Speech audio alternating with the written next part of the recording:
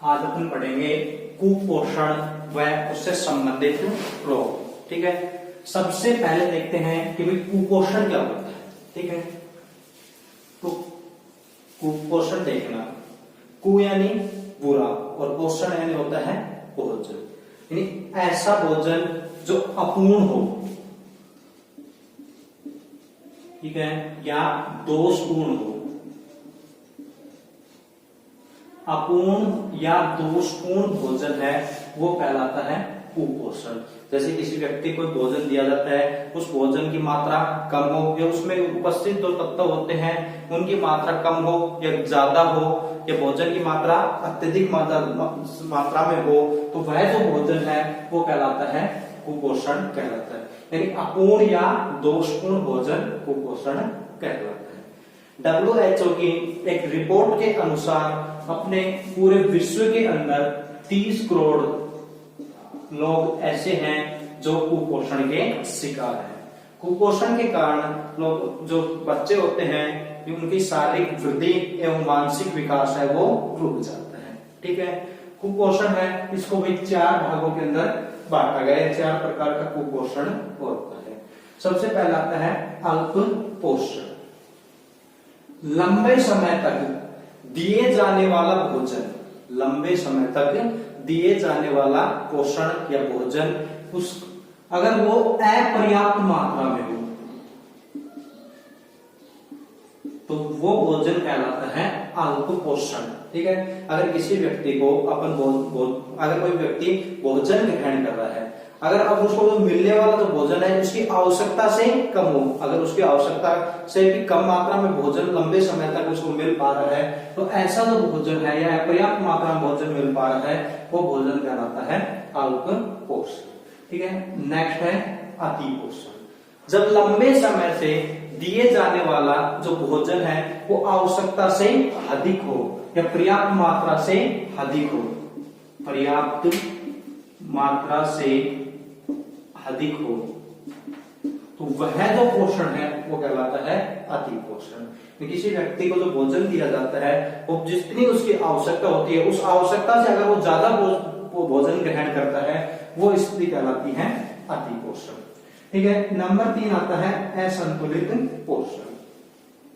तो दिए जाने वाला भोजन है उसमें अगर कुछ तत्व या किसी तत्व या तो बहुत ही कम संख्या में, जबकि कुछ तत्व बहुत ही ज्यादा हो। ठीक है, जो भोजन होता है उसमें जो उपस्थित जो तत्व है उनमें कुछ तत्व जैसे जो बहुत ही कम हो या कुछ बहुत ही ज्यादा हो, ऐसा जो पोषण है वो कहलाता है असंतुलित पोषण कहलाता है। ठीक है, नेक्स्ट आता है विशिष्ट न्यूनता। जब दिए जाने वाले भोजन के अंदर किसी एक तत्व की कमी हो या फिर ये तत्व उसके अंदर अनुपस्थित हो, तो वो स्थिति कहलाती है विशिष्ट न्यूनता, या ये जो पोषण है वो कहलाता है विशिष्ट न्यूनता। एक तत्व या तो बहुत ही कम संख्या में या अनुपस्थित हो, ठीक है, जिससे व्यक्ति के अंदर इस तत्व की शरीर में कमी हो जाती है। ठीक है, ये तो थे कुपोषण के प्रकार।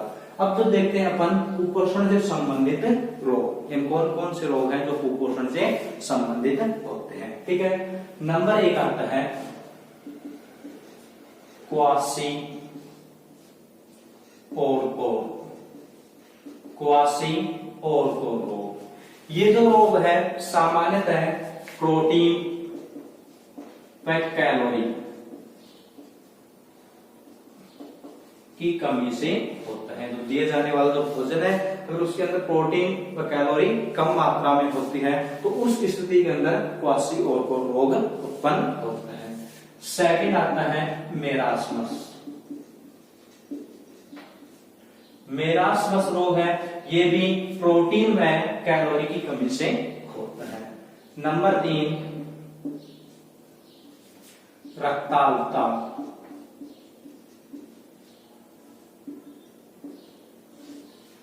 रक्ताल्पता जो रोग है ये भोजन में उपस्थित आयरन या व्यक्ति के अंदर आयरन की कमी से उत्पन्न होता है, जिसके अंदर रक्त की कमी हो जाती है। Number 4 zero thalassemia. यह रोग उत्पन्न होता है विटामिन ए की कमी से। ठीक है। नंबर 5 गलगंड या गोइटर। यह रोग उत्पन्न होता है भोजन के अंदर आयोडीन की कमी से। आयोडीन की कमी के कारण जो थायराइड ग्रंथि होती है, ये थायराइड ग्रंथि फूल करके मोटी हो जाती है, जिससे गला नीचे की तरफ लटकने लगता है। ये सामान्यतः ये रोग भोजन की कमी के कारण होते हैं। ठीक है। उसके पश्चात देखते हैं कि वसा, कार्बोहाइड्रेट, प्रोटीन व खनिज लवण, इनकी कमी से भी रोग उत्पन्न होते हैं। प्रोटीन की कमी से उत्पन्न होता है, उसे प्रोटीन न्यूनता या प्रोटीन आहारीय न्यूनता कहा जाता है। ठीक है। प्रोटीन ऊर्जा आहारीय न्यूनता कहा जाता है। अगर खनिज की कमी से हो रहा है तो उसको खनिज न्यूनता, जबकि विटामिन की कमी से हो रहा है तो उसको बोलते हैं विटामिन न्यूनता कहा जाता है। तो सबसे पहले अपन देखते हैं प्रोटीन की कमी से जो रोग उत्पन्न होते हैं वो कौन कौन से। ठीक है। तो प्रोटीन की कमी से जो रोग उत्पन्न होंगे उसको कहा जाता है प्रोटीन ऊर्जा आहारीय न्यूनता।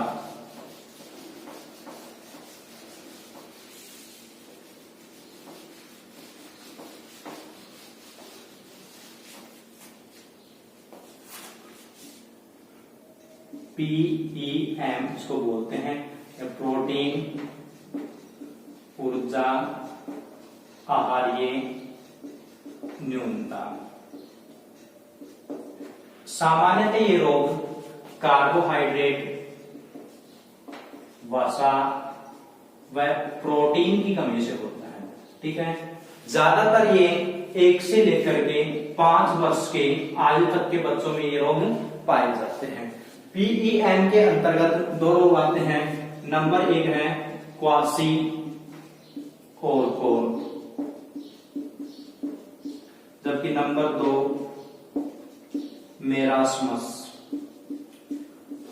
ये दोनों के दोनों रोग शरीर में कार्बोहाइड्रेट, वसा व प्रोटीन की कमी से उत्पन्न होते हैं। अगर कह सकते हैं तो प्रोटीन की कमी से होने वाले रोग हैं कौन से? क्वासी ओरकर और मेरास्मस। क्वासी ओरकर और जो मेरास्मस रोग हैं ये सामान्यतः अफ्रीकी देशों के अंदर ज्यादा पाए जाते हैं, क्योंकि वहां की जो माताएं होती हैं वो अपने बच्चों को बहुत जल्दी ही स्तनपान कराना बंद कर देती हैं। स्तनपान बंद कराने के कारण अब उनके अंदर जो बहुत पूर्ण रूप से प्रोटीन है वो उनको नहीं मिल पाती है।